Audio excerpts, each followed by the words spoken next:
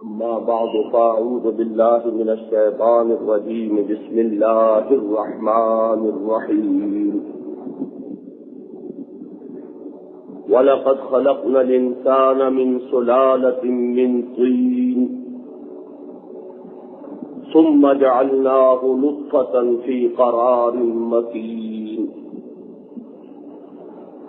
ثم خلقنا النطفة علقة فخلقنا العلقة مضغة فخلقنا المضغة عظاما فكسونا العظام لحما ثم أنشأناه خلقا آخر فتبارك الله أحسن الخالقين ثم إنكم بعد ذلك لميتون ثم إنكم يوم القيامة تبعثون وقال تبارك وتعالى وإذ قال ربك للملائكة إني خالق بشرا من طين فإذا سويته ونفخت فيه من روحي فقعوا له ساجدين صدق الله العظيم رب اشرح لي صدري ويسر لي أمري واحلل عقدة من لساني يفقهوا قولي اللهم ربنا ألهمنا رشدنا وأعصمنا من شرور أنفسنا اللهم أرنا الحق حقا وارزقنا اتباعه وأرنا الباطل باطلا وارزقنا اجتنابه آمین یا رب العالمین۔ حضرات، آپ کو یاد ہوگا کہ میں نے جو اپنے مطالعہ قرآن کا حاصل آپ کے سامنے رکھا کہ از روئے قرآن انسان ایک مرکب وجود کا حامل ہے۔ اس کا ایک حیوانی وجود ہے جو عالم خلق سے متعلق ہے، بستی کا مکی ہے، اس کا مبدا یہ زمین مٹی ہے، کرسٹ آف دی ارتھ، اور اس کا دوسرا وجود روحانی وجود ہے، وہ عالم بالا سے متعلق ہے، اس کا تعلق عالم امر سے۔ یسألونک عن الروح قل الروح من امر ربی وما اوتیتم من العلم الا قلیلا۔ یہ دونوں وجود کس طرح باہم دیگر جڑے ہوئے ہیں، یہ وہ حقیقت ہے کہ جو ہمارے فہم سے بالا تر ہے۔ میں اس سے پہلے یہ عرض کر چکا ہوں کہ خود زندگی جو ہے وہ جسم سے کس طرح ملی ہوئی ہے، ہم اسی کی حقیقت کو آج تک نہیں سمجھ پائے۔ نیند کی حقیقت کیا ہے، ہمارے جسم مادی سے اس کا تعلق کیا ہے، دماغ کے کون سے گوشے میں وہ سوئچ ہے کہ آن کر دیا جائے تو انسان جاگ جائے اور آف کر دیا جائے تو انسان سو جائے، آج تک اس کی تحقیق نہیں ہو سکی۔ لہذا بہت اہم اور بنیادی حقائق وہ ہیں، ان کی فہرست بہت طویل ہے کہ جن کی اصل ماہیت سے انسان تاحال بے خبر ہے۔ لہذا اگر یہ بات سمجھ میں نہ آ سکے کہ اس روحانی وجود اور اس حیوانی وجود میں اتصال کی نوعیت کیا ہے، تو میرے نزدیک یہ کوئی بڑی بات نہیں ہے۔ مجھے فارسی کا ایک شعر بہت پسند ہے، اتصال بے تکیف بے قیاس ہست رب الناس را با جان ناس۔ جو انسانوں کا رب ہے، مالک ہے، اللہ تبارک و تعالی، اس کا انسانوں کی جان کے ساتھ ایک اتصال ہے۔ اتصال قرب کی انتہائی کیفیت ہے، جہاں کے فاصلہ بالکل معدوم ہو جائے اور دو چیزیں بالکل مل جائیں۔ قرآن مجید میں ہے کہ نحن اقرب الیہ من حبل الورید، ہم انسان سے اس کی رگے جاں سے بھی قریب تر ہیں۔ اب ظاہر بات ہے کہ قرب کا اس سے زیادہ کوئی تصور ہماری زبان میں ممکن نہیں. اس کو شاعر کہہ رہا اتصال. جب قرب کا یہ درجہ ہے تو یہ تو اتصال ہو گیا، لیکن اس اتصال کو ہم کسی چیز پر قیاس نہیں کر سکتے. دنیا کی کوئی سی دو چیزیں بھی ہوں گی وہ مادی ہوں گی، ان کا اتصال مادی اتصال ہوگا، جبکہ اللہ تعالیٰ اس مادی عالم سے وراء الورا ثم وراء الورا ثم وراء الورا ہے. لہذا اتصال تو ماننا پڑے گا، لیکن بے تکیف بے قیاس. نہ اس میں کوئی کیفیت کو ہم تصور میں لا سکتے ہیں اور نہ کسی چیز پر قیاس کر سکتے ہیں. اسی طرح ایک اور بڑا عظیم شعر ہے، مولانا شبیر احمد عثمانی رحمۃ اللہ علیہ نے اپنے حواشی میں اس کو نقل کیا ہے. جان نہاں در جسم او در جان نہاں، اے نہاں اندر نہاں اے جان جان. ہمارے اس جسم میں ہماری جان چھپی ہوئی، کہاں ہے کچھ پتہ نہیں، کسی نے دیکھی نہیں. ہم جانتے ہیں کہ جان ہے، حیات ہے، کوئی شے ہے، لیکن یہ کہ اس کو کسی نے دیکھا نہیں. تو جان نہاں در جسم، اس جسم میں وہ جان پنہاں ہے. او در جان نہاں. اب او میں آپ چاہیں تو اس وقت روح کو ذہن میں رکھ لیجئے اور چاہے اللہ تعالیٰ کو، اس لیے کہ یہ ان دونوں چیزوں کا جو باہمی ربط ہے وہ میں بیان کر چکا ہوں کہ جیسے سورج کی شعاعیں سورج سے منقطع نہیں ہوتی، کروڑ میل آ جانے کے باوجود اس کا رابطہ سورج سے نہیں ٹوٹتا، اسی طرح یہ امر رب جو ہے روح انسانی، اس کا تعلق اپنے رب کے ساتھ ہے. تو معلوم یہ ہوا کہ او نہاں جان نہاں در جسم پورا او در جان نہاں، اے نہاں اندر نہاں اے جان جان. اے وہ ہستی کہ جو پنہا کے اندر بھی پنہا ہے، جو جان کی بھی جان ہے.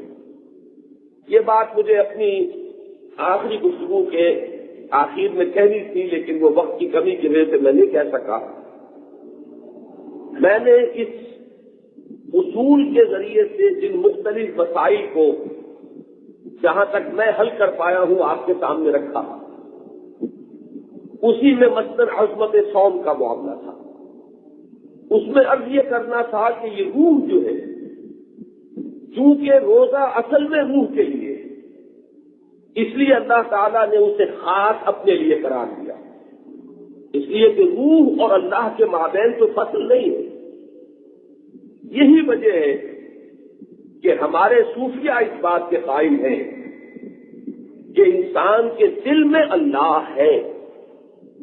اب اس کو بھی ہم قیاس نہیں کر سکیں گے، کسی اور مادی وجود پر قیاس نہ کیجیے، بلکہ ایک حدیث جسے امام غزالی رحمۃ اللہ علیہ احیاء العلوم میں لائے ہیں، حدیث قدسی ہے. یہ اگرچہ معاملہ اپنی جگہ ہے کہ محدثین کا جو اپنا معیار ہے جرح و تعدیل کا، اور وہ روایت پر جس طریقے سے جرح کرتے ہیں، تو یہ احادیث ان کے معیار جرح و تعدیل پر پوری نہیں اترتی. لیکن امام غزالی رحمۃ اللہ علیہ تو معمولی شخصیت نہیں ہے. پھر صاحب روح المعانی، اس دور کی تفاسیر میں، عربی تفاسیر میں سب سے زیادہ جامع تفسیر مانی جاتی ہے روح المعانی. صاحب روح المعانی نے اس کو نقل کیا ہے. اس حدیث قدسی کے الفاظ یہ ہیں کہ لم یسانی ارضی ولا سمائی ولکن یسانی قلب عبد المومن.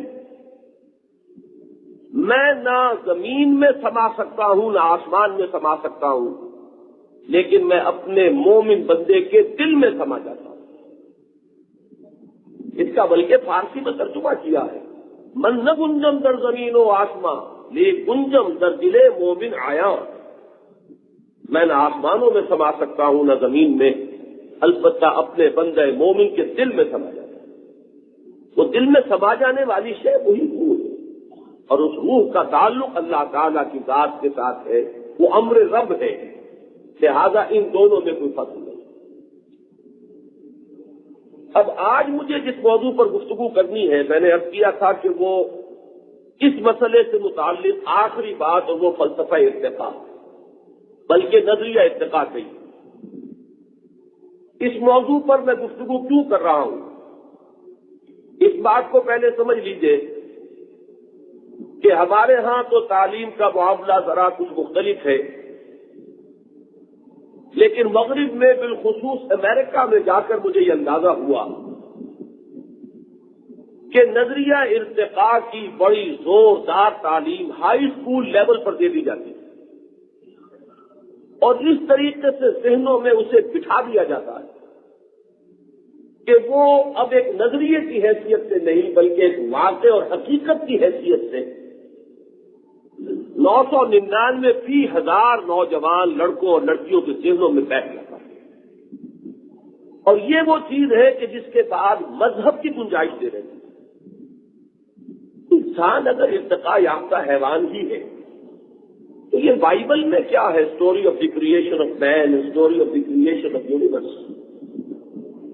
اسی طریقے سے ہماری نوجوان نسل اب بڑی کثیر تعداد میں وہاں مسلمان امیگرینٹس ہیں، عرب ممالک سے تو بہت عرصے سے لوگ وہاں پہنچے ہوئے تھے، ان میں سے تو بہت بڑی تعداد ایسے لوگوں کی بھی ہے کہ جو اپنی آئیڈینٹی لوز کر چکی، اس معاشرے میں جذب ہو چکی۔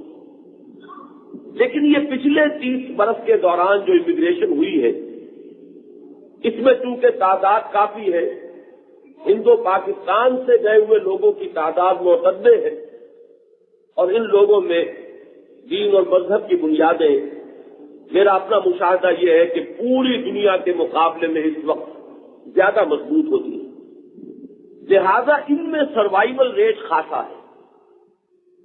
لیکن انہیں جو سب سے بڑا اس وقت مسئلہ درپیش ہے وہ اپنی آئندہ نسل کا ہے، کیا کریں؟ آخر وہ بچے جو ٹین ایجرز ہیں وہ پڑھ رہے ہیں ان اسکولوں کے اندر، اور وہاں یہ نظریہ جو ہے ان کے ذہنوں میں کس طرح راسخ کر دیا جاتا ہے۔ پھر اب ہم انہیں اگر قرآن پڑھنے کو کہیں تو یہ قصہ آدم و ابلیس اور یہ انسان کے، اور خاص طور پر جو تفاسیر ہیں ان میں اس کے بارے میں جو تشریحی نوٹ ملتے ہیں، جو تشریحی مواد ملتا ہے، اس کے اور اس کے مابین ایک اتنا طویل فاصلہ ہے، ایک ایسی خلیج ہے کہ جس کو کسی طرح پاٹنا ممکن نہیں، اور یہ سب سے بڑا مسئلہ بن گیا ہے اس وقت میں۔ ویسے بھی یہ بات جان لیجئے کہ سائنس کے میدان میں اگرچہ اس نظریے کو ایک نظریہ ہی سمجھا جاتا ہے، اور نظریے اور ثابت شدہ فیکٹ میں یقیناً ایک فرق ہے، لیکن یہ نظریہ ان عام نظریات کی فہرست میں نہیں ہے کہ جن کا انسان کی سوچ پر، ان کے تمدن پر کوئی گہرا اثر مترتب نہ ہوا ہو۔ اب theories of the creation of universe بھی ہے، بے شمار تھیوریز ہے، لیکن وہ نظریات ہیں، ان میں رد و بدل بھی ہوتا رہتا ہے۔ ان کا اتنا گہرا اثر جو ہے انسان کی سوچ پر نہیں پڑا ہے جتنا کہ نظریہ ارتقاء کا پڑا ہے، پورے تمدن میں، فلسفے میں، ادب میں، انسان کی پوری سوچ میں، عمرانیات میں، جو سوشولوجی کا ایک عظیم علم جو اس دور میں مرتب ہوا ہے، مدون ہوا ہے، اس سب کے اندر جو رچی بسی ہوئی چیز ہے وہ نظریہ ارتقاء ہے۔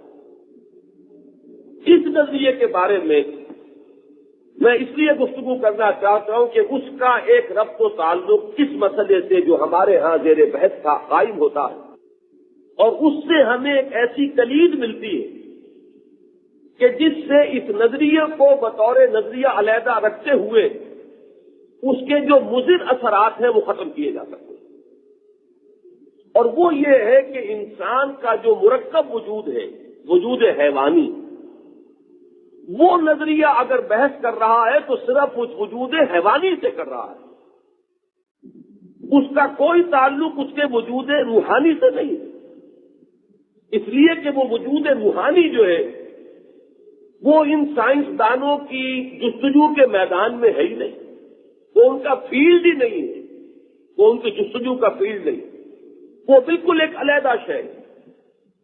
اب فرق اس سے واقع ہوگا کہ اگر تو انسان نے اصل انسان سمجھا ہے اس وجود حیوانی کو، اور اس وجود حیوانی کا معاملہ یہ ہے کہ وہ یقیناً ایک ارتقاء یافتہ حیوان بنتا ہے اس نظریے کی روح سے. اگر دوسرا رخ جو ہے تصویر کا وہ بالکل نگاہوں سے اوجھل ہے تو یہ انتہائی مضر بھی ہوگا، مہلک بھی ہوگا، انسان صرف ایک حیوان بن کر رہ جائے گا.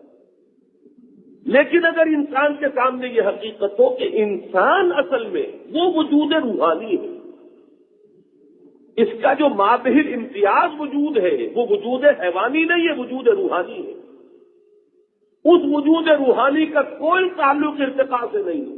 وہ تو میں نے عرض کیا کہ اس عالم امر کی شے ہے جہاں وقت کا کوئی معاملہ آتا ہی نہیں، ٹائم ایلیمنٹ ایگزسٹ ہی نہیں کرتا. وہ روح جو ہے اس عالم امر سے متعلق ہے، اس میں ارتقاء کا کیا سوال ہے؟ ارتقاء تو وہاں ہوگا جہاں وقت کا معاملہ ہے، وقت کے ساتھ ساتھ تدریجاً ترقی ہو.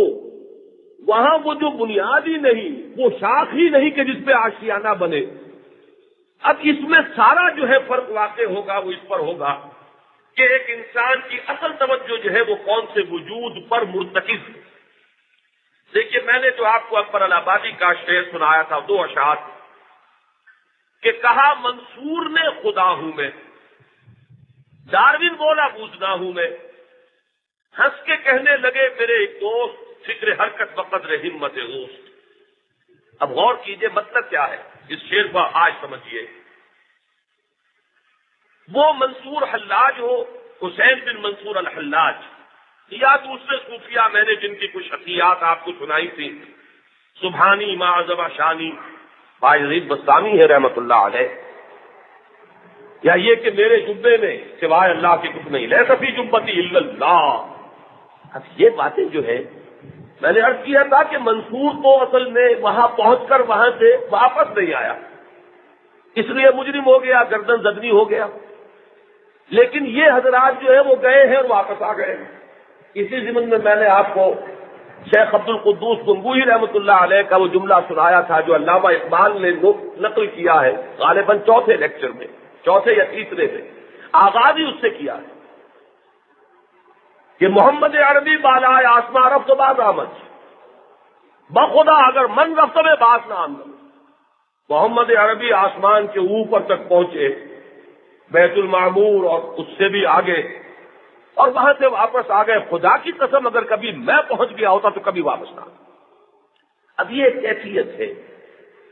تو حسین بن منصور الحلاج وہاں پہنچ کر وہاں جم گیا، واپس نہیں آیا. اور ہمارے یہ دوسرے صوفیاء جو سب کے سب محترم ہیں، پہنچے تو ہیں، واپس آ گئے. اسی لیے ان کو یہ کہہ کر جو ہے نظر انداز کر دیا گیا کہ یہ کیفیت شکر کی چیزیں ہیں. یہ خاص ایک جب انسان پر کیفیت داری ہو جاتی ہے، اس میں کچھ چیزیں نکل جاتی ہیں، ان پر گرفت نہیں ہو سکتی. لیکن حقیقت سمجھیے، حقیقت کیا ہے؟ بنیادی طور پر کوئی فرق نہیں. جس شخص کی توجہ مرتکز ہو گئی اپنے وجود روحانی پر، اب یہ توجہ کا ارتکاز ہے، اس فینومینن کو اچھی طرح سمجھ لیجیے.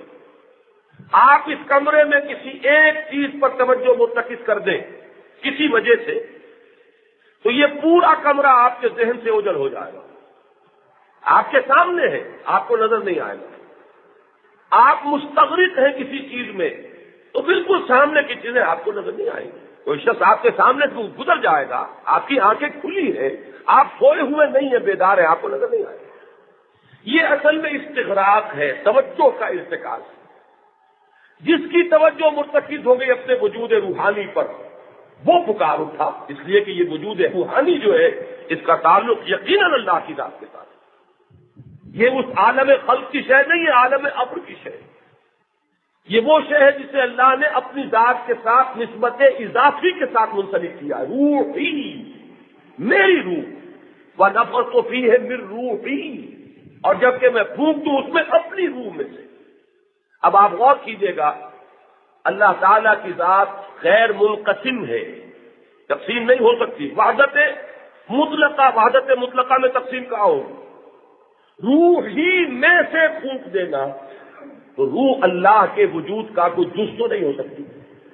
لہذا معلوم ہوا کہ یہاں پھر منطقی طور پر ہمیں ماننا پڑے گا کہ وہ ڈیوائن ایلیمنٹ ذات باری تعالی ہی کا اب کیا کہیں، اسے پرتو کہیے، اسے عکس کہیے، پھر کوئی لفظ جو ہے استعمال کرنے میں اندیشہ ہے کہ کہیں جو ہے کوئی بے اعتدالی پیدا ہو جائے.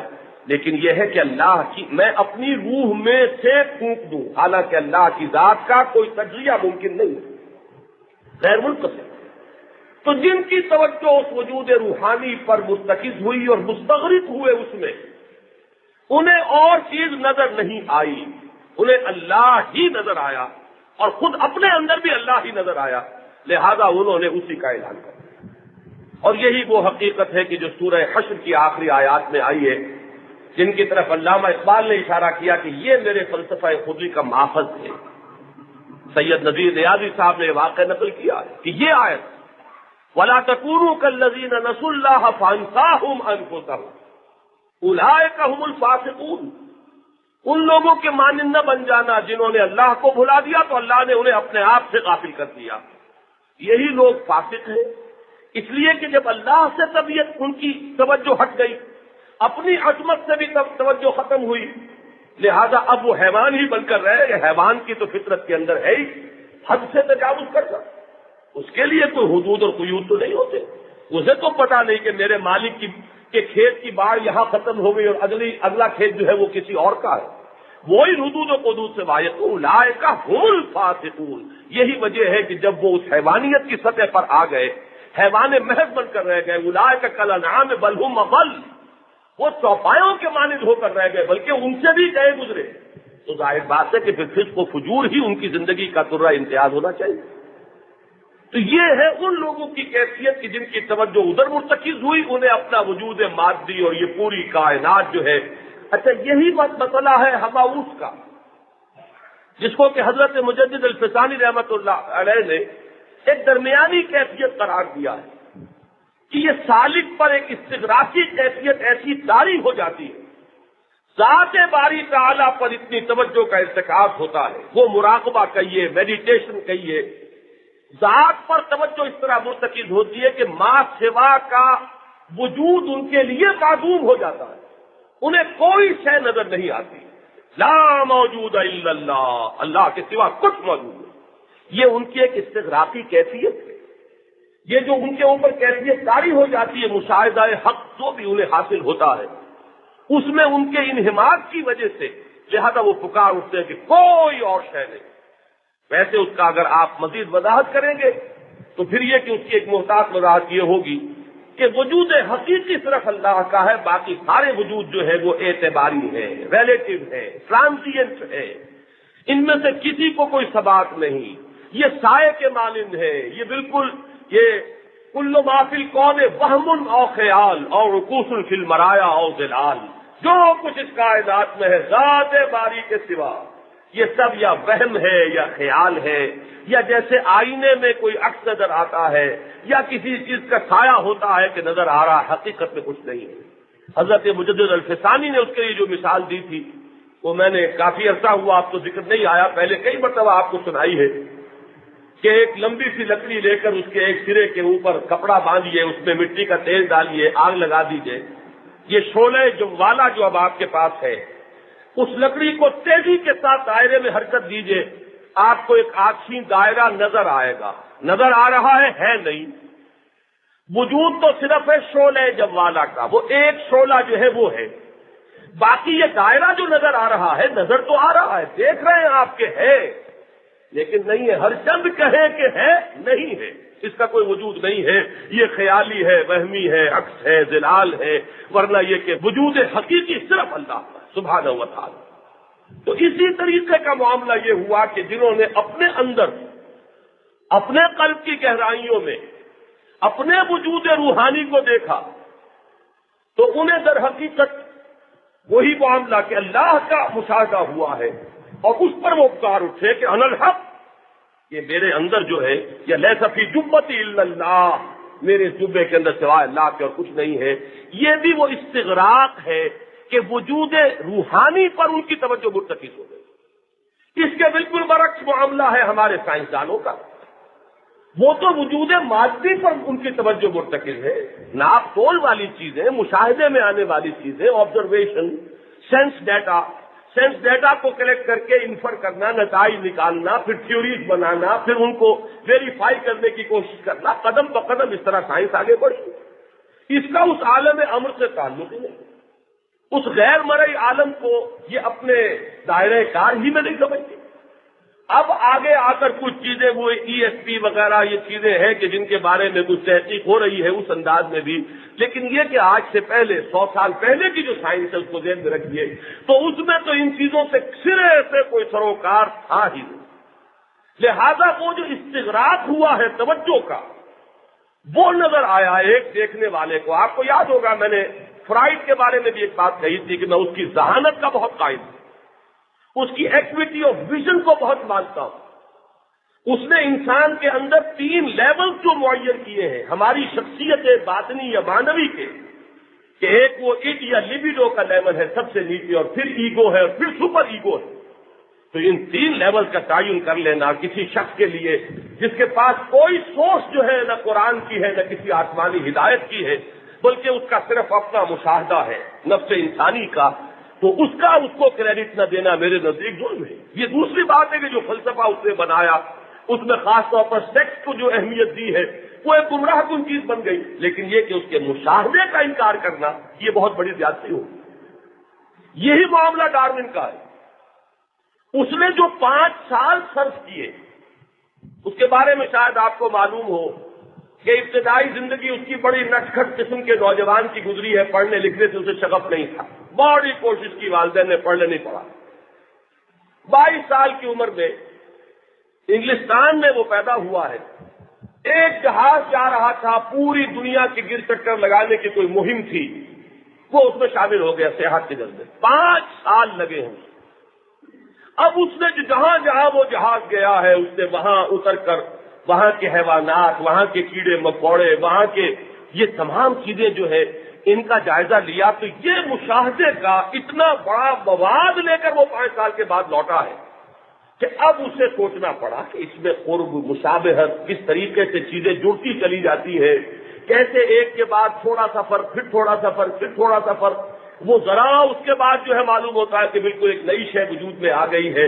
یہ سارا اصل میں اس کا وہ واسٹ آبزرویشن ہے کہ جس سے اس کا ذہن ارتقاء کی طرف منتقل ہوا۔ یہ دوسری بات ہے کہ اس نے پھر جو فلسفہ ارتقاء بنایا ہے وہ کیا ہے، نظریہ ارتقاء اور شے ہے۔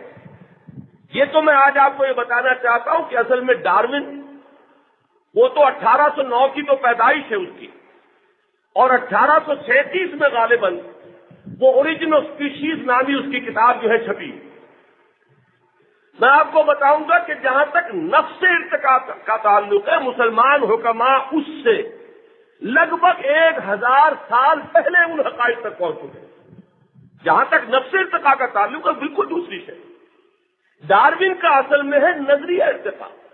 نظریہ ارتقاء اس اعتبار سے کہ یہ ارتقاء کیسے ہوتا ہے، اس کا میکینزم کیا ہے، یہ کس طریقے سے وجود میں آتا ہے، اس کی جو تعبیر اس نے کی ہے وہ تعبیر واقعہ یہ ہے کہ اس میں بعض چیزیں ایسی ہے کہ جو قطعاً ثابت نہیں کی جا سکی، لہذا خالص اس سائنس کے میدان میں تو اس کے خلاف بہت کچھ لکھا گیا، لیکن جہاں تک نفس ارتقاء کا تعلق ہے وہ در حقیقت ایسی لوگوں کے نزدیک اتنی قوی، اتنی پختہ، اتنی جانی پہچانی چیز معلوم ہوئی کہ اس کو لوگوں نے قبول کر لیا ہے کہ یونیورسلی ایکسیپٹڈ فیکٹ کی حیثیت سے۔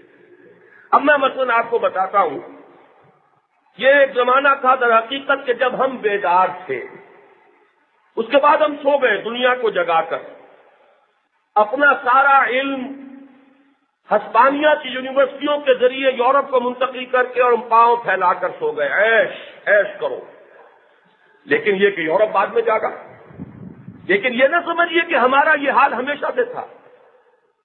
آج اگر آپ پڑھتے ہیں مغربی سائنسدانوں کے بارے میں کہ فلاں شخص جو ہے وہ پادری تھا، لیکن اس نے یہ کہ فلاں میدان میں مشاہدہ کیا، غور و فکر کیا، اس نے یہ نظریہ دیا، پادریوں نے یہ کام کیے۔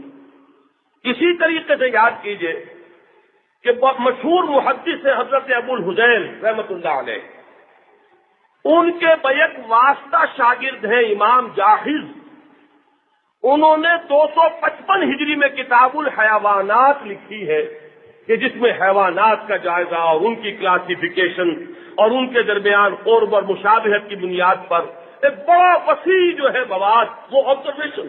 اصل میں سائنس کی ابتدا تو یہ آبزرویشن ہے.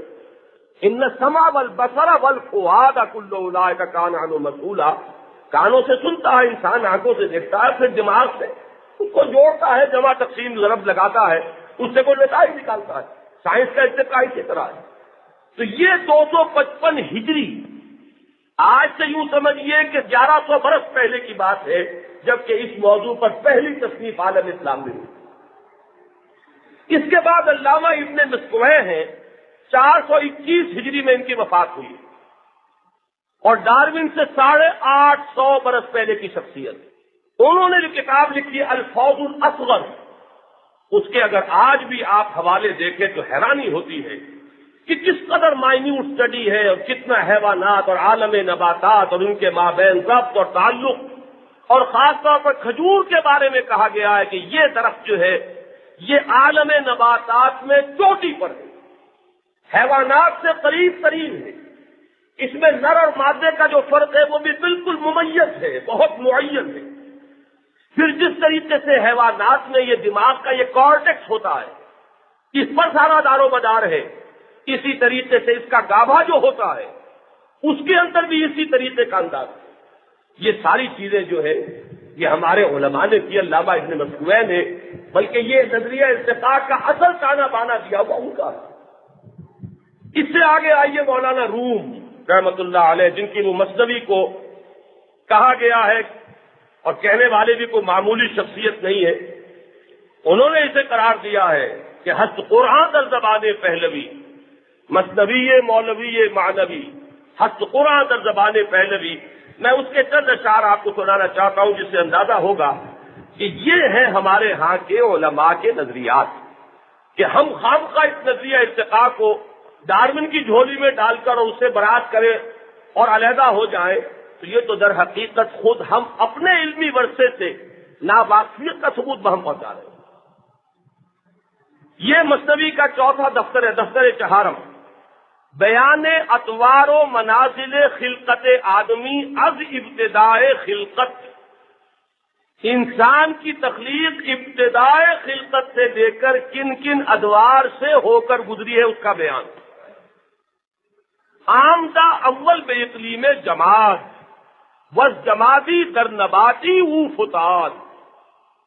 سب سے پہلے تو جو وجود آیا ہے، تو آپ دیکھیے یہ ہے سارا خلقت آدمی کا معاملہ ہو رہا ہے کہ اس انسان کی تخلیق میں سب سے پہلا مرحلہ جو ہے وہ جمادات کا تھا. اقلیم جمادات، یہ سلطنت اور عالم جمادات میں آمد ہوئی، اور پھر جمادات سے عالم نباتات میں آنا ہوا. سال ہا اندر نباتی عمر کرد، طویل عرصے تک نباتات ہی کے اندر یہ وجود کا ارتقاء کا سلسلہ جو ہے وہ جاری رہا. بس جمادی یاد نابرد از نبرد، لیکن جمادات کی کوئی یاد جو ہے سرکشی کی وجہ سے اس کے ذہن میں باقی نہیں رہی. آگے بتائیں گے کہ نباتات کی یاد تو ہے ایک درجے میں، لیکن جمادات والی بات جو ہے وہ یاد نہیں رہی. وز نباتی چون بحیوانی فتات، جب نباتات کے عالم سے عالم حیوانات کی طرف آنا ہوا، نام تش حال نباتی ہی یاد، تو اسے اپنے اس نباتاتی دور کی بھی کوئی یاد جو ہے باقی نہ رہی، سوائے جز ہما میلے کے دارت سوئے خاصا در وقت بہاروں زمرا، سوائے اس میلان طبع کے کہ جو انسان کی طبیعت میں اب بھی ہے. جب پھول کھلتے ہیں اور سبزہ لہلہاتا ہے تو جو انسان کو بھی اپنے اندر ایک انشراح محسوس ہوتا ہے، انبساط محسوس ہوتا ہے، کوئی چیز اسے کھینچتی ہے ان پھولوں کی طرف اور اس پربہار موسم کی طرف. معلوم ہوا کہ یہ اپنی اصل کی طرف رجوع کا ایک نشان ہے جو فطرت انسانی میں ہے. وہ جو کہا کہ کل شیء یرجع الی اصلہ، تو معلوم ہوا کہ یہ میلان جو ہمارے اندر ہے یہ در حقیقت اس دور کی یادگار ہے. یہ طویل نظم ہے، میں زیادہ بیان نہیں کر سکتا. آگے آئیے، بعض از حیوان سوئے انسانیش، اس کے بعد حیوان سے انسان کی طرف اس کو لایا کون؟ نی کشد خالق کے دانیش، اس کو کھینچا ہے کس نے؟ اس خالق نے جسے تم جانتے ہو. یہ جو مصرع ہے آخری اصل میں سارا جو فرق واقع ہوتا ہے کفر اور اسلام کا وہ اس میں ہے. اگر تو یہ سمجھا جائے کہ یہ سب کچھ خود بخود ہوا، آپ سے آپ ہوا، تو یہ کفر بھی ہے، یہ شرک بھی ہے، یہ دجالیت بھی ہے. میں نے بالکل اپنی ابتدائی تقریر میں عرض کیا تھا کہ سائنس کی یہ ساری ترقی در حقیقت اس علامہ آدم الاسماء کلھا کا یہ ظہور ہے، یہ اسی کی ایکسپولیشن ہے. یہ کوئی شے ہمارے لیے غیر نہیں ہے. ہمارے خالق کی یہ مخلوقات ہیں اور ہم ان کا مطالعہ کر رہے ہیں اور ان کو سمجھ رہے ہیں. اور در حقیقت ہماری طبیعت کے اندر اس کا علم جو ہے رکھ دیا گیا تھا روز ازل میں، حضرت آدم علیہ السلام کے اندر ودیت کر دیا گیا علامہ آدم الاسماء کلھا. لیکن فرق اس سے واقع ہوتا ہے کہ ایک شخص تو دیکھتا ہے، اسے کوئی نئی چیز محسوس ہوتی ہے، اللہ کی قدرت کا کوئی اور شاہکار اس کی نگاہوں پر منکشف ہوتا ہے، تو وہ پکار اٹھتا ہے سبحان اللہ. یہ ہے ایمان، یہ ہے توحید، یہ ہے حقیقت بینی. اور جو اللہ سے محجوب ہے، جس نے اس چیز کو دیکھا اسی کی عظمت میں گم ہو کر رہ گیا، اس کا ذہن اس کے خالق کی طرف منتقل نہیں ہوا، یہ کفر ہے، یہ حجاب بن گیا ہے، یہ خلق اس کے اور رب کے درمیان پردہ بن گئی ہے. جبکہ یہی خلق ہے کہ جس کو اللہ تعالیٰ یہ کہہ رہا ہے کہ یہ میری نشانیاں ہیں، انہیں دیکھو اور مجھے پہچانو. ان فی خلق السماوات والارض واختلاف الليل والنهار والفلك التي تجري في البحر بما ينفع الناس وما انزل الله من السماء من ماء فاحيا به الارض بعد موتها وبث فيها من كل دابة وتصريف الرياح والسحاب المسخر بين السماء والارض لآیات لقوم یعقلون. ہوش مند لوگوں کے لیے ان میں سے ایک ایک چیز میں ہماری نشانیاں. کسی کو قرآن یوں کہتا ہے ہر شے ہماری تسبیح کر رہی ہے، زبان حال سے ہماری عظمت کا اقرار کر رہی ہے. یسبح للہ ما فی السماوات و ما فی الارض، اللہ کی تسبیح میں منہمک ہے ہر شے جو آسمانوں میں ہے اور جو زمین میں ہے. اور یہ تسبیح ہمیشہ سے ہوتی آ رہی ہے، ہر آن ہو رہی ہے، ہمیشہ ہوتی رہے. اب یہ ہے ایک ایسے شخص کا معاملہ جو اللہ پر ایمان رکھتا ہے، جو یہ جانتا ہے کہ یہ اس کی صنائی ہے، یہ اس کی صنائی کا کمال ہے، یہ اس کی تصویر نگاری ہے. البارئ المصور، الخالق البارئ المصور. خالق وہی، باری وہی، مصور وہی، نقشہ کشی اسی نے کی ہے. تو وہ جس چیز کو دیکھے گا اس کے دل میں اللہ کی عظمت کا اور اضافہ ہوتا چلا جائے گا. اسی کو قرآن مجید میں کہتا ہے کہ اللہ تعالیٰ کا انما یخشی اللہ من عبادہ العلماء.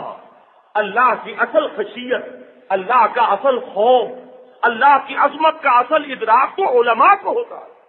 یعنی وہ کہ جنہیں معلوم ہے اس کی قدرت کتنی ہے، جس نے مشاہدہ کیا ہے.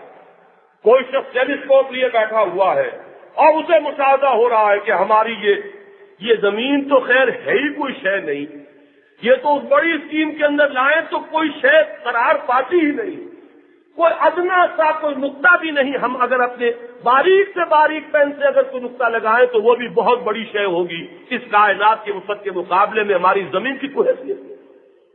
اس کے بعد آئیے تو یہ پورا جو ہے ہمارا یہ نظام شمسی کوئی حیثیت نہیں رکھتا.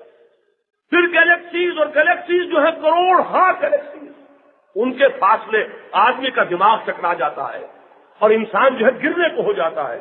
یہ سب کچھ دیکھ کر بھی اگر اللہ کی عظمت کا احساس نہیں ہوا تو یہ دجالیت ہے. اور اگر اس کو دیکھ کر پکار اٹھے العظمت للہ الکبریاء للہ، یہ اگر انسان کا احساس ہو تو معلوم ہے بڑا باریک سا فرق ہے. وہ جو کہا کہ مردی و نامردی قدم فاصلہ دار ہے، بڑا باریک سا فرق ہوتا ہے. تو یہ کفر اور ایمان اس کے درمیان بڑا باریک سا حجاب ہے. اب اس کو یوں سمجھیے سادہ ترین مثال سے کہ ہمیں معلوم ہے، ہو سکتا ہے سائنس ابھی اور اس میں کچھ ترقی کرے، لیکن بارش کے برسنے کا میکینزم کہ یہ در حقیقت سمندر کا پانی ہے، سورج کی تمازت سے اٹھتا ہے، بخارات بن کر اوپر جاتا ہے، اوپر سے پھر ہوائیں اس کو لے کر آتی ہیں، پھر بادلوں کی شکل اختیار کرتا ہے، پھر وہ فضائی تغیر و تبدل کی وجہ سے وہ بارش بن کر زمین پر برستا ہے. اگر تو کوئی شخص یہ سمجھتا ہے یہ از خود ہو رہا ہے، خود بخود ہو رہا ہے، کسی اور بالا تر ہستی کی مشیت کو کوئی دخل نہیں، کسی اور کی قدرت کا کوئی یہاں سروکار نہیں. یہی کفر ہے، یہی شرک ہے. اور اگر آپ یہ مان لیں کہ یہ سارا اس اللہ کا بنایا ہوا نظام ہے، اس اللہ نے یہ قانون بنایا ہے، اور پھر یہ کہ قانون بنا کر وہ معطل ہو کر نہیں بیٹھ گیا کہ اب میں کیا کروں، میرے تو ہاتھ بن گئے، میں تو اب اپنا قانون بنا چکا. نہیں، ہر آن اس کی قدرت کار فرما ہے، ہر لہجہ اس کی مشیت جو ہے وہ کار فرما ہے. ہر لقمہ حلق سے اترنے سے قبل اللہ سے پوچھتا ہے کہ پروردگار میں تیرے اس بندے کے حق میں غذا کا کام دوں یا زہر بن کر اسے لڑوں. یہ اگر سامنے ہے تو یہ سارا جو آپ کا معلومات کا ذخیرہ ہے یہ معرفت خداوندی کا ذریعہ بن جائے گا. اور اگر یہ چیز سامنے نہیں ہے تو یہی کفر ہے، یہی شرک ہے، یہی دجالیت ہے. اور در حقیقت اس دور میں اسے بہت اہم اور بہت عمدہ مضمون لکھا تھا سورہ کہف پر مولانا منازل حسن گیلانی رحمۃ اللہ علیہ نے، اور انہوں نے یہ ثابت کیا کہ یہ دجالیت کا عہد ہے. دجال اکبر وہ تو ایک شخصیت ہے، لیکن دجالی فتنہ جسے کہا گیا ہے وہ در حقیقت یہ نقطۂ نظر ہے جو جدید تہذیب کے اندر پیوست ہے، اس میں رچا بچا ہوا ہے کہ جو کچھ ہو رہا ہے خود بخود ہو رہا ہے، آپ سے آپ ہو رہا ہے. بس کچھ قانون ہے، کچھ فزیکل چینجز کے، کچھ کیمیکل چینجز کے، کچھ طبی قوانین ہیں، کچھ حرکت کے قوانین ہیں، ان کے تحت یہ کائنات آپ سے آپ رواں دواں ہے. یہ اگر خیال ہے جس کو قرآن مجید میں ایک مقام پر ایک آیت میں سمو دیا گیا کہ ان کا یہ قول ہے وما ہی الا حیاتنا الدنیا نموت ونحیا وما یہلکنا الا الدہر، ہم نہیں جانتے اپنی اس زندگی کے سوا کسی زندگی کو، ہم خود ہی مرتے ہیں خود ہی جیتے ہیں، اور ہمیں مارنے والی شے گردش افلاک کے سوا اور کچھ نہیں. بات ختم. یہی دہریت ہے، اور یہ وہ چیز ہے کہ جو آج رگ و پے میں پیوست ہو چکی ہے، سرایت کر گئی. ہم لوگ بھی جائزہ لینا مشکل ہے. وہ جو اقبال نے کہا کہ ہمت ہو تو افکار کی دنیا سے گزر جا، اور اپنے افکار کی دنیا کا جائزہ لینا سب سے مشکل. واقعہ یہ کہ ہم اگر جائزہ لیں گے تو معلوم ہوگا کہ خود ہمارے ذہن جو ہے 90% اسی بنیاد کے اوپر ٹھکے ہوئے. وہ تو ایک پوٹلی 10% اپنے عقائد کی باندھ کر ہم نے کسی گوشے میں رکھی ہوئی، اللہ، رسول، آخرت، قرآن، کتاب، حلال حرام، جنت دوزخ. باقی یہ کہ جو فکر ہے اس دور کا وہ ہمارے رگوں میں پیوست ہے کہ در حقیقت یہ آپ سے آپ ہو رہا. اور اسی فکر کا در حقیقت جب یہ آئی تھی پہلی مرتبہ تو بڑے زور شور کے ساتھ چونکہ یہ فکر آیا تھا، اس کا امپیکٹ بہت گہرا تھا. سر سید احمد مرحوم جیسی جو میرے نزدیک نہایت مخلص اشخاص میں سے ہماری تاریخ کے، لیکن اس فکر کے دائرے میں بیٹھے. وہ سائنٹیفک ریشنلزم جس نے کہ معجزات کا انکار کروایا، جس نے جنات کے وجود کا انکار کروایا، جس نے فرشتوں کے صاحب تشخص ہونے کا انکار کروایا، یہ سارا کیا تھا؟ یہ اسی سائنٹیفک ریشنلزم کے غلبے کا نتیجہ تھا. اور میں انہیں اس لیے معذور سمجھتا ہوں کہ وہ اس دور کی شخصیت ہے جبکہ یہ نئی نئی اٹھان کے ساتھ، بڑے آن بان کے ساتھ، پھر ایک ہم پر جو حکمران قوت تھی، جو فاتح بن کر آئے تھے، ان کے جناؤں میں یہ سائنس آئی تھی اور اس کے نظریات آئے تھے. لہذا ایک مرعوب ذہن کے ساتھ ہم نے اس کا استقبال کیا، اور وہ چیزیں جو ہے اس درجے ہم نے ان کو قبول کر لیا کہ اپنی چیزوں کو کچھ قطر بےمت کر کے ادھر ادھر سے تراش کر اس کے فلسفے کے اندر فٹ کرنے کی کوشش کی. اس کی وجہ سے یہ ساری غلطیاں ہوئی. بہرحال اصل چیز کیا ہے؟ میں نے عرض کیا تھا کہ نیکشد خالق کے دانیش، یہ سارا ارتقاء کا عمل اگر تو آپ اسے منسوخ کریں یہ حکمت خداوندی سے، اس کا اذن ہے، اس کا فیصلہ ہے، اس نے تخلیق کا یہ نظام بنایا. ہم کبھی یہ نہیں پوچھتے کہ اللہ تعالیٰ ایک انسان کو فوراً کیوں پیدا نہیں کر دیتا، یہ کیوں 9 مہینے رحم مادر کے اندر اس کے لگوائے گئے، کیوں یہ بچپن لڑکپن اور یہ اور وہ ہو کر پھر وہ 40 برس پر قرآن کہتا ہے حتی اذا بلغ اشدہ وبلغ 40 سنۃ، جب وہ اپنی پوری پختگی کو پہنچا اور 40 برس کا ہو گیا. اس لیے کہ انسان کی ذہنی اور نفسیاتی پختگی جو ہے وہ 40 برس ہی میں ہوتی. وہ جسمانی پختگی جو ہے وہ 18-20 برس کی عمر میں ہو جائے وہ بات دوسری ہے، لیکن یہ کہ اصل میں نفسیاتی اور ذہنی پختگی 40 برس میں ہوتی. تو آخر اللہ تعالیٰ تو قادر ہے ہر انسان کو ایسا اس پورا کا پورا جو ہے وہ 18-20 برس کا جوان جو ہے وہ پیدا کر دے، اس کی قدرت سے بعید نہیں ہے. لیکن اس نے یہ نظام بنایا ہے، اس نے یہ نظام بنایا ہے کہ ایک گٹھلی جو ہے آم کی وہ اتنے پھال لے گی تو درخت بنے گا اور تب اس میں پھل آئے گا۔ یہ سارا فلسفہ اگر اس اعتبار سے ذہن میں رکھا جائے تو قطعاً اس کے اندر نہ کفر ہے نہ شرک ہے۔ پھر تو فیس ویلیو پر بات ہوگی کہ دلائل کیا ہے، صحیح ہے یا نہیں ہے، غلط ہے تو کتنا حصہ غلط ہے، صحیح ہے تو کتنا صحیح ہے۔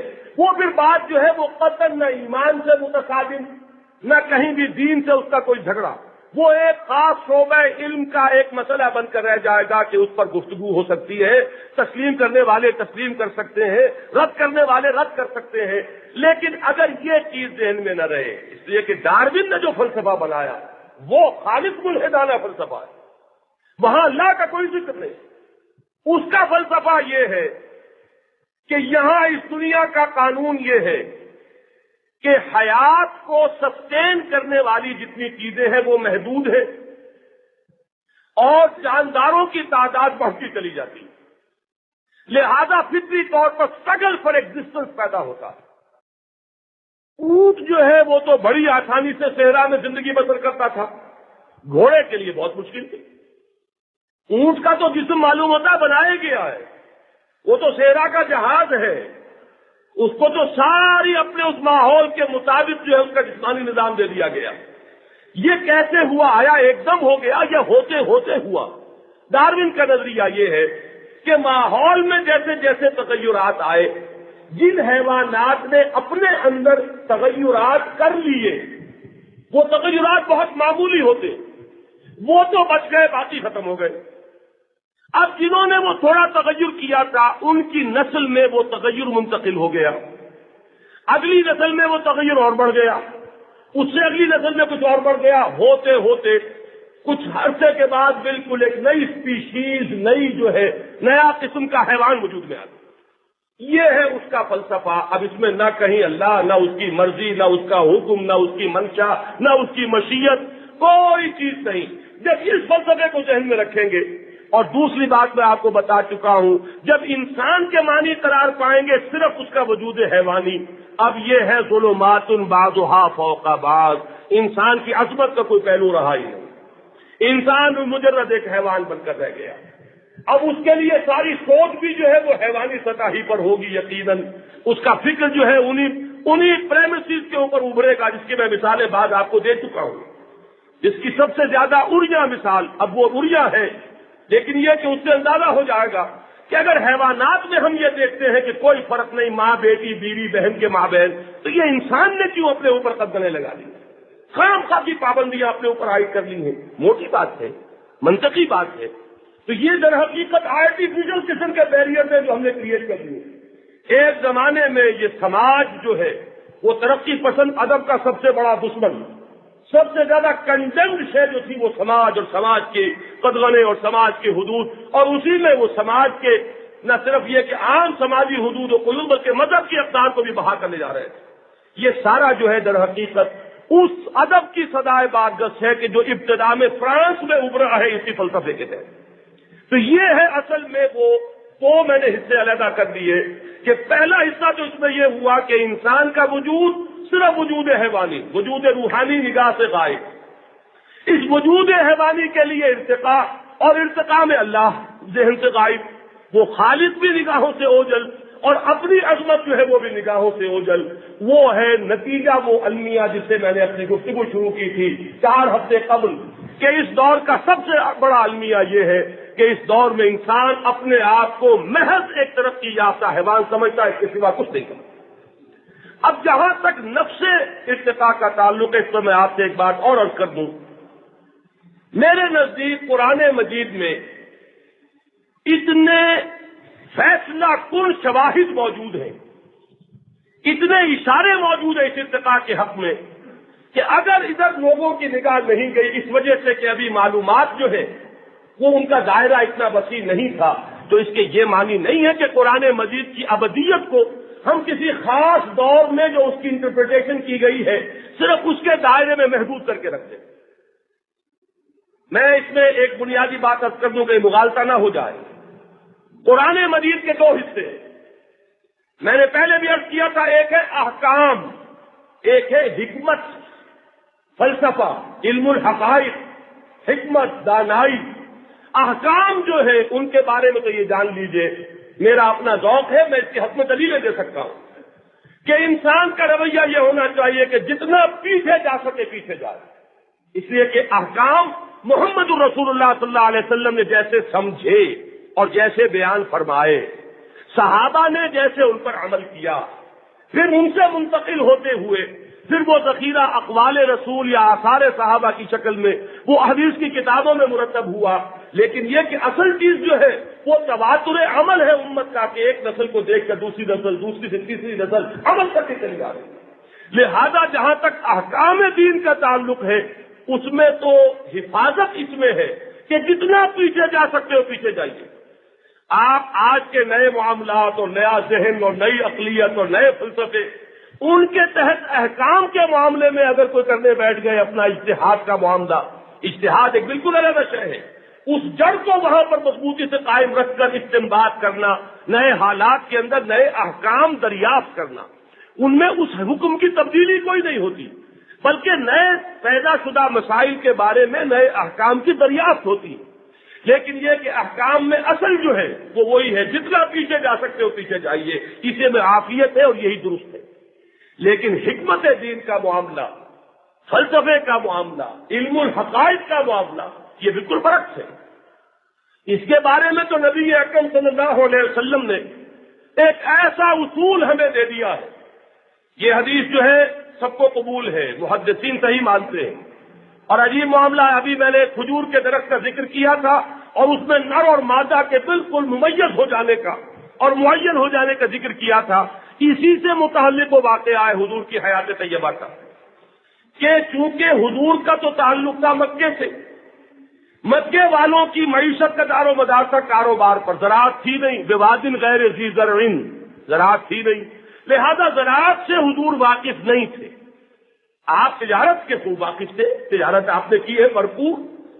مدینے جب آئے تو یہاں انصار جو تھے یہ تھے زراعت پیشہ، اب انہیں اپنے تجربے سے یہ معلوم تھا، وہ آرٹیفیشل پولینیشن جسے آج آپ کہتے ہیں، نر اور مادہ کا ملاپ کر دینا تاکہ یہ کہ وہ صحیح طور پر پھل جو ہے وہ مل جائے، اور اسے صرف ہوا کے اوپر یا یہ پتنگوں کے اوپر، کیڑوں مکوڑوں پر نہ چھوڑ دیا جائے، کیوں نہ قریب لے آیا جائے نر اور مادہ کو، یہ وہ کرتے تھے، اسے کہتے تھے تعبیر نخل۔ حضور نے دیکھا، حضور کو گمان یہ ہوا ہوگا کہ ایک نیچرل پروسیس میں یہ آرٹیفیشل سے بات انہوں نے کاہے کو داخل کر دی۔ حضور نے صرف ایک جملہ کہہ دیا کہ اگر تم لوگ ایسا نہ کرو تو کیا ہے۔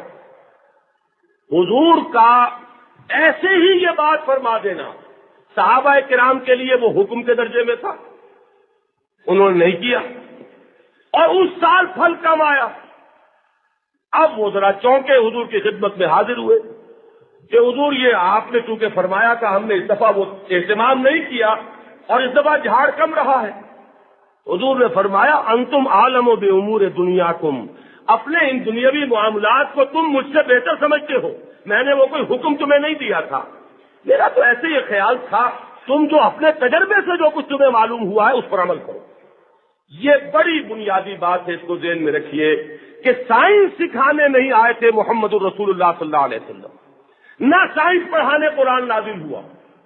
قرآن مجید تو اصل میں راستہ دکھانے آیا ہے، ہدایت دینے آیا ہے، ذہن و فکر کو صحیح رخ پر ڈالنے آیا ہے، اور انسان کی عملی زندگی کو صحیح نہج دینے کے لیے آیا، یہ اس کا اصل ہے۔ البتہ یہ ضرور ہے کہ قرآن مجید میں سائنٹیفک فینومینا کا ذکر ہے بہت۔ اب ظاہر بات ہے، میں نے اس سے پہلے بھی آپ کو وہ قول سنایا تھا ڈاکٹر رفیع الدین مرحوم مغفور کا، کہ یہ کائنات اللہ کا فعل ہے، عمل ہے۔ آپ دیکھتے نا کہیں کسی بڑے مصور کی تصویر لکھی ہو تو نیچے لکھا ہوتا ہے عمل فلاں، تو یہ عمل ہے، یہ اس نے بنائی یہ تصویر۔ یہ کائنات اللہ کا عمل ہے، اللہ کا فعل ہے، اور یہ قرآن اللہ کا قول ہے، اللہ کا کلام ہے۔ ان دونوں میں کہیں کوئی فرق و تفاوت نہیں ہو سکتا۔ یہ تو انسانوں کا معاملہ ہے، لما تقولون ما لا تفعلون، قول و فعل میں تضاد اللہ کے قول و فعل میں تضاد نہیں ہو سکتا۔ قرآن مجید میں کوئی چیز ایسی نہیں آ سکتی جو ان حقائق کے خلاف ہو، اور یہی وہ چیز ہے اس دور میں اللہ تعالیٰ اس شخص پر اپنی رحمتیں نازل کرے۔ مورس بکائی فرینچ سرجن جس نے کتاب لکھی تھی، اس وقت تک وہ ایمان نہیں لائے تھے، انہوں نے کتاب لکھی دی قرآن دی بائبل اینڈ سائنس، اور انہوں نے یہ ثابت کیا ہے کہ جتنے سائنٹیفک فینومینا کا ذکر قرآن مجید میں آیا ہے وہ سائنس کے مطابق ثابت ہوئے، اور بائبل میں تورات میں جتنا ذکر آیا ہے ان میں سے اکثر غلط ہے۔ اس کی وجہ صاف ہے، اس لیے کہ اصل تورات گم ہو گئی تھی، اور اس وقت تک حفظ کا وہ اہتمام تو تھا نہیں جو آج مسلمانوں میں ہے۔ مسلمانوں میں تو اس کا امکان ہے کہ قرآن مجید کا ایک نسخہ بھی دنیا میں اگر نہ رہے تو اس کے بعد بھی وہ دوبارہ حفاظ جو ہے وہ اپنے سینوں سے دوبارہ اسے صفحہ قرطاس پر منتقل کر سکتے ہیں، لیکن اس وقت نہیں تھا۔ 100 برس کے بعد نیبوکڈنیزر کے حملے کے بعد 600 قبل مسیح میں جو تباہ ہوئی ہے تورات، پھر وہ اصل تورات دنیا میں کہیں نہیں۔ 100-150 برس کے بعد وہ دوبارہ مرتب کی گئی ہے ایسے یادداشتوں سے، تو اس میں انسانی قیاسات جو ہے وہ شامل ہو گئے، اور وہ چیزیں غلط ہیں، تورات غلط نہیں ہے، وہ جو انسانوں نے اس میں اپنے خیال سے فل ان دی بلینک کیا ہے اس میں غلطیاں ہو گئی، لیکن قرآن مجید محفوظ ہے۔ اس میں یہ ممکن نہیں ہے کہ کسی سائنٹیفک فینومینن کا کوئی ریفرنس آئے اور وہ مطابق واقعہ نہ ہو۔ اگر کہیں کوئی فرق نظر آئے گا تو ہم یہ سمجھیں گے کہ ابھی علم انسانی وہاں تک نہیں پہنچا ہے۔ مسئلہ یہ کہ 7 سماوات کیا مانی ہے ہمیں ابھی تک نہیں معلوم، لیکن یقین ہے کہ انسانی علم پہنچے گا ایک روز ایسی جگہ پر کہ جہاں جا کر حقیقت کھلے گی کہ یہ تھی وہ بات جسے قرآن نے 7 آسمانوں سے تعبیر کیا تھا۔ یا جیسے قرآن کی یہ آیت جو ہے جتنی آج منکشف ہوئی ہے پہلے کب تھی؟ کل فی فلک یسبحون، ہر شے حرکت میں ہے، ہر شے اپنے مدار میں تیر رہی ہے، نہ سورج کھڑا ہے، نہ زمین کھڑی ہے، نہ چاند کھڑا ہے، کوئی بھی نہیں کھڑا۔ یہ تو تمہارے علم کے ارتقائی مراحل ہے کہ کبھی اس کو کھڑا کر دیا، کبھی اس کو کھڑا کر دیا۔ سکون محال ہے قدرت کے کارخانے میں، یہاں کھڑا ہونے کا امکان ہی نہیں ہے، ہر شے رواں دواں ہے، ہر شے چل رہی ہے۔ کل فی فلک یسبحون، اس کل کے لفظ کو آپ ذرا انڈر لائن کیجئے۔ آج سے پہلے انسان کہاں اس کا اندازہ کر سکتا تھا کہ یہ کل کس شان کے ساتھ قرآن مجید میں آیا ہے؟ تو یہی بات ہے اصل میں فلسفہ ارتقاء کے بارے میں، نظریہ ارتقاء کے بارے میں قرآن مجید میں ریفرنسز ہیں۔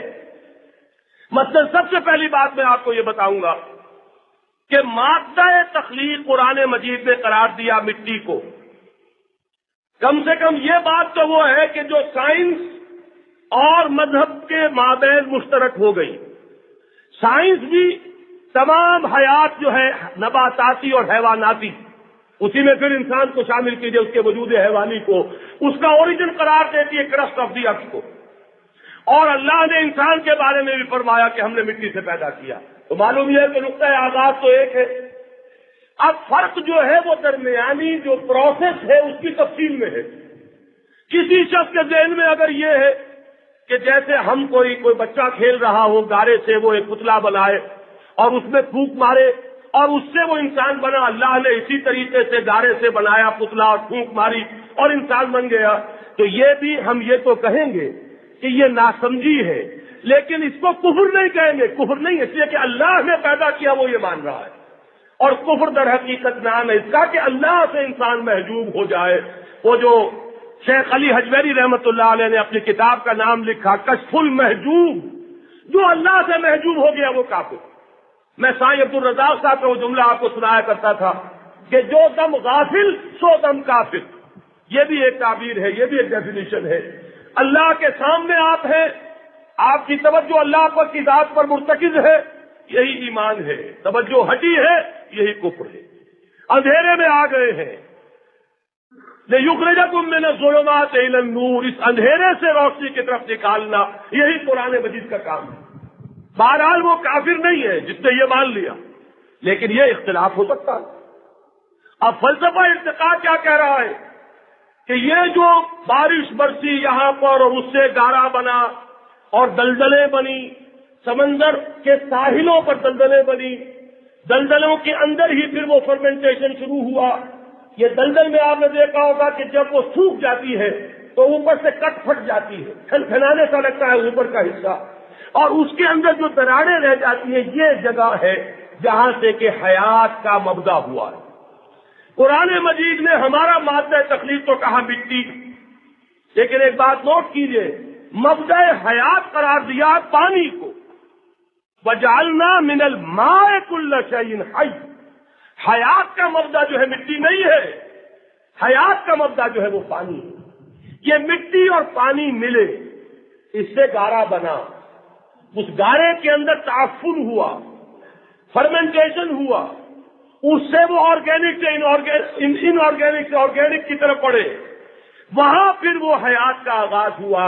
اب آپ غور کیجئے، اگر آپ گنیں گے قرآن مجید بھی 6 الفاظ استعمال کرتا ہے۔ کہیں تو کہتا ہے کہ خلقہ من تراب، مٹی سے پیدا کیا، مٹی سے ذرا آگے آتا ہے تین کہتے ہیں گارے کو،